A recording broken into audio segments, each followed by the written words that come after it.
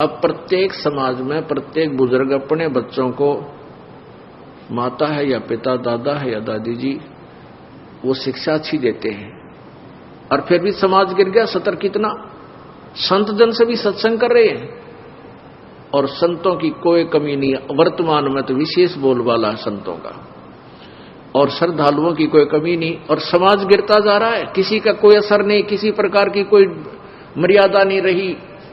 इसका कारण ये रहा कि उन संतों की शब्द में शक्ति को नहीं, और उनसे उनके असर नहीं हो सकता उन बच्चों के। वो तो श्रद्धालु हैं, परमात्मा के प्यारे हैं, परमात्मा के इच्छुक हैं, चले जाते हैं, थोड़ी बहुत देर सत्संग अच्छा लगता है, सुन भी लेते हैं, लेकिन बाहर आकर के उनके वही कर्म प्रारंभ हो जाते हैं। क्योंकि न तो उनके कोई कर्म, प्रारब्ध के कर्म संस्कार समाप्त होते जिस कारण से उनको सुख हो, ताकि वो बुराइयों से बच सके। पुण्यात्मा,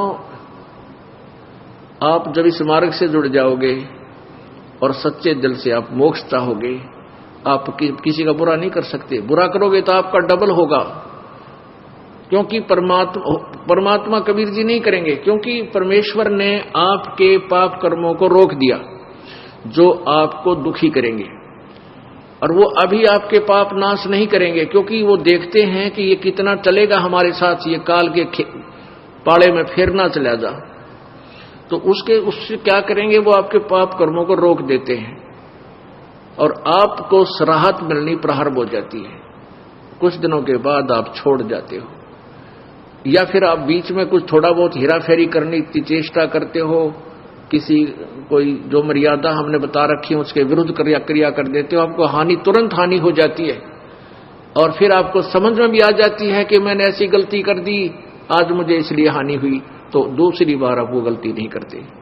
और दास ने आपको बताया हुआ है कि जिसका कोई, जैसे हमने मर्यादा आपको बता रखी है, इन मर्यादाओं में रहकर आप भक्ति करो, आपको न्यारे सुख होंगे, और जो मर्यादा तोड़ देगा उसका नामखंड हो जाएगा, और नामखंड हो जाने से आपको परमात्मा की शक्ति मिलना बंद हो जाएगी। जैसे बिजली का कनेक्शन आपने ले रखा है और वो कनेक्शन कट गया, तब पहले तो आपका पंखा भी चला था, ट्यूब भी जग रही थी, और भी आप सब कार्य कर रहे थे, अपना आटा भी पीस रहे थे, जल भी निकाल रहे थे मोटर तक, फिर वो बंद होगी। क्यों होगी? क्योंकि आपका कनेक्शन कट गया। इसी प्रकार से जिसने उपदेश ले लिया और आखिरी सांस तक मर्यादा निभानी पड़ेगी, मर्यादा में रहो, आपका नाम खंड ना हो, तो आपको परमात्मा की शक्ति का लाभ प्रॉपर मिलता रहेगा। तो ऐसे जब आप मर्यादा खंड कर देते हो, आपका कनेक्शन कट जाता है, तो आपको राहत मिलनी बंद हो जाती है, दुख आ जाते हैं। फिर आप आकर के यहां आपको बताया है कि बार बार बकवाद नहीं करे, बार बार जानबूझ कर नाम को नहीं तोड़ना चाहिए, और किसी कारण से, क्योंकि नए नए बच्चे हैं, समाज में जाते हैं, अन्य समाज जो है हमारी मर्यादा के टोटली विरुद्ध काम कर रहा है। एक परिवार में एक सदस्य नाम लिया और 5 सदस्य आन उपासक है। हमें भी पता है कि हमारे बच्चों का ये नाम शीघ्र सी सेट होने नहीं देंगे, तो परमात्मा के आदेश से ये ऑप्शन छोड़ दिया है कि एक आध बार किसी का ऐसा नाम खंड हो जाए तो दोबारा तुरंत ले लेना चाहिए, नहीं तो लाभ नहीं मिलेगा। तो अब बहुत से बहन बेटी भाई आते हैं, जी मेरे पर गलती होगी, माफ कर दो, क्योंकि उन्होंने गलती की, उनको दूना दुख हो गया मर्यादा तोड़ते ही, और पहले सुख होने शुरू हो गए थे। कान पकड़ते हैं जी, आगे से कोई कहता जी बीड़ी पी ली मैंने एक दिन और मुझे ऐसी हानि होगी, आगे नहीं पीऊंगा, दोनों कान पकड़ता हूं। अच्छा भाई, आगे गलती ना करना, नाम दोबारा दे देते। फिर बार बार करेगा तो फिर मालिक नहीं सुनेगा तेरी बिल्कुल भी। तो इस डर से फिर वो गलती बंद हो जाती है, ना वो चोरी कर सकता, क्योंकि ज्ञान हो जाता है कि जो अगर हम चोरी करके सेठ बनना चाहते हैं, दूना दुख होगा, डबल पाप हमारे लगेंगे, और वो चोरी किया हुआ धन आपके पास नहीं रह सकता, ये गारंटीड बात है। और वो पाप आपके साथ रह जाएंगे जो चोरी करने से बने। एक भक्त का इकलौता पुत्र था और उसके दोनों गुर्दे फेल हो गए। उसने बताया कि मेरा इकलौता पुत्र था और दोनों गुर्दे फेल हो गए, उसके ट्रीटमेंट में मैंने लगभग 3 लाख रुपए, 3.5 लाख रुपए लगाए, यानी 10-15 साल पहले की बात है।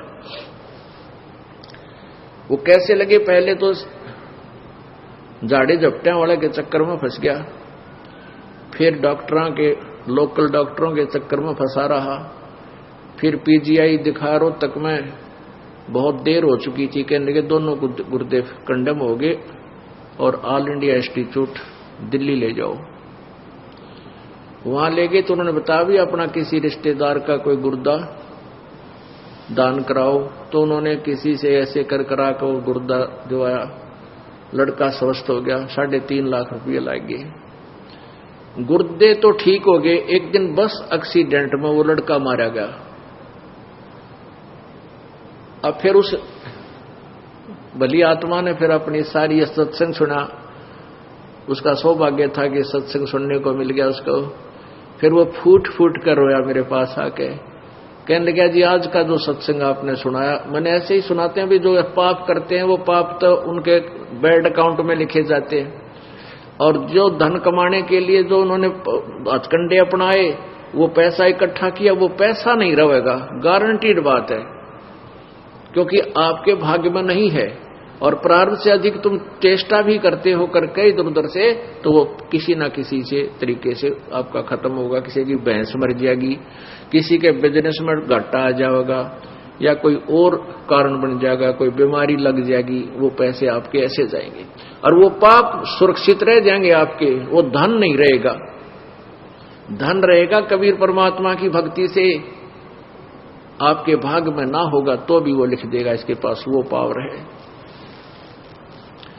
तो उसने फिर बताया कि आपने सही बताया जी, मेरे साथ ऐसे ऐसे बनी, मैं बहुत निकम्मा आदमी था। पहले ये रिफल आती थी, इन टेप कैसेट चाले थे, सन 1978-77 की बात बताओ था, और उन टेपों में ये कैसेट डाला करते, उसके ऊपर मोहर मारता सोनी की, और लाता वहां तोल के भाव तो वो रिफल और वो कैसेट बनवा के, उसका सारा खर्चा मेरा 2 रुपया का एक कैसेट पाया करता, 2-2.5 रुपए का भर के भी सारा कुछ कर लेता था। और मैं सोनी की बना के मोहर लाकर उनको 30-30, 35-35, 25-25 की बेचा करता था।